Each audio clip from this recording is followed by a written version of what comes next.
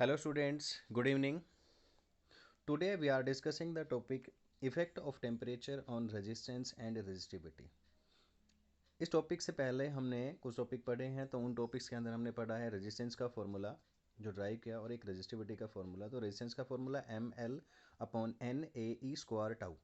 m मास है, l length है, n number of electrons पर इंटू वॉल्यूम है, a area of the conduct cross section है, e charge on electron है, tau is the relaxation time. तो दोनों ही फॉर्मूलों में हम एक चीज़ कॉमन देखते हैं कि जो रो एंड आर यानी कि R resistance and resistivity both are inversely proportional to relaxation time. कि कहता है कि जो रिलैक्सेशन टाइम के ये दोनों इनवर्सली प्रोपोर्शनल होते हैं। तो जब हम टेम्परेचर का इंक्रीज़ या डिक्रीज़ करेंगे तो इनका रेजिस्टेंस या रेजिस्टिविटी पे क्या इफेक्ट पड़ेगा, हम वो देखना चाहते हैं। तो कहता है if you increase the temperature, कि जब हम टेम्परेचर इंक्रीज़ करते हैं तो जो इलेक्ट्रॉन्स होंगे कंडक्टर के अंदर उनकी काइनेटिक एनर्जी इंक्रीज हो जाएगी। क्यों? क्योंकि काइनेटिक एनर्जी जो है वो हमारी डायरेक्टली प्रोपोर्शनल होती है टेम्परेचर के। तो जब काइनेटिक एनर्जी इंक्रीज होगी तो इसका मतलब जो आयंस हैं वो क्या करेंगे, जल्दी जल्दी टकराएंगे। जितने जल्दी वो टकराएंगे उतना ही रिलैक्सेशन टाइम हमारा डिक्रीज हो जाएगा, यानी कि कम हो जाएगा। जितना रिलैक्सेशन टाइम डिक्रीज होगा इट मीन्स आर इंक्रीज हो जाएगा। तो सीधा सीधा हम ये कह सकते हैं अगर हमने टेम्परेचर को इंक्रीज़ किया तो हमारा रेजिस्टेंस एंड रेजिस्टिविटी दोनों ही कंडक्टर की इंक्रीज हो जाएगी।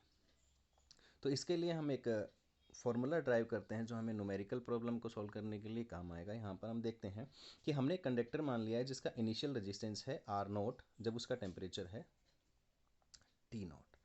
अब उसके कंडक्टर के टेम्परेचर में हम इंक्रीमेंट करते हैं डेल्टा टी का, और डेल्टा टी का टेम्परेचर इंक्रीज़ करने के बाद उसके अंदर जो टेम्परेचर होता है वो हो जाता है टी और उसका रेजिस्टेंस हो जाता है आर। कहने का मतलब ये हुआ कि अगर हमने उसका डेल्टा टी टेम्परेचर इंक्रीज़ किया तो जो उसका नया रेजिस्टेंस है वो आर हो गया और उसका जो नया टेम्परेचर है वो टी हो गया। तो सिंपली हम कह सकते हैं तो डेल्टा आर क्या है, change in resistance, that is equal to R minus R naught, यानी कि फाइनल माइनस इनिशियल। इसी तरीके से हम कह सकते हैं delta T is equal to T minus में T naught, final temperature minus initial temperature, यानी कि हमने कितना टेम्परेचर उसका इंक्रीज़ किया। तो यहाँ पर हमारे पास दो बातें आती है। कहता है डेल्टा आर यानी change in resistance is depend upon the delta T, change in, कि जितना ज़्यादा हम टेम्परेचर में चेंज करेंगे उतना ही रेजिस्टेंस में ज़्यादा चेंज आ जाएगा। Equation number first.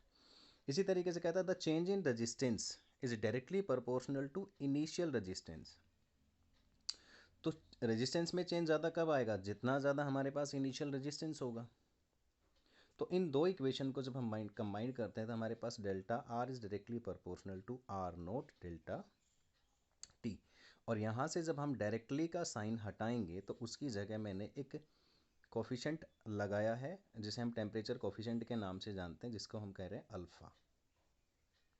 डायरेक्टली का साइन हटा के हमने यहाँ पर क्या लगा दिया, alpha. Alpha is known as the temperature coefficient. तो हमने यहाँ से वैल्यू रखते हैं डेल्टा आर की वैल्यू जैसा हमने ऊपर देखा था आर माइनस आर नोट, ऐसे ही alpha as it is R naught into T minus में टी नोट। सारी वैल्यू सब्सिट्यूट करने के बाद हम इस आर नोट को इधर ले आए। इधर लाने के बाद हमने आर की वैल्यू निकाला, R naught 1 plus alpha T minus में टी नोट। तो आर नोट हो गया उसका इनिशियल रेजिस्टेंस, टी नोट हो गया उसका इनिशियल टेम्परेचर, टी हो गया उसका। तो यहाँ से अगर हमें अल्फ़ा निकालना पड़े तो हम यहाँ से इस इक्वेशन से अल्फ़ा निकाल सकते हैं, और अल्फ़ा आ जाएगा हमारा R minus R naught upon में टी माइनस में टी नोट। यानी सिंपली मैं कह सकता हूँ R is equal to change in resistance upon original resistance into change in temperature. और अगर यहाँ से हमें इसकी यूनिट निकालनी पड़े तो ऊपर हमें पता है ओम यूनिट होगा, नीचे ओम एंड डिग्री सेल्सियस होगा, तो ओम से ओम कैंसिल होगा तो हमारे पास आ जाएगा सेल्सियस इनवर्स और केल्विन। सिमिलरली हम यहाँ से रेजिस्टिविटी भी निकाल सकते हैं, जिसके लिए फॉर्मूला होगा आर की जगह रो हो जाएगा, rho is equal to rho naught 1 plus में अल्फ़ा टी माइनस में टी नॉट। तो वही फॉर्मूला है as it is, because resistance and resistive both are depend upon the temperature, जहाँ पर अल्फ़ा इसके लिए हमने जो यूज़ किया है temperature coefficient. I hope student आपको ये समझ में आएगा। Next topic next video.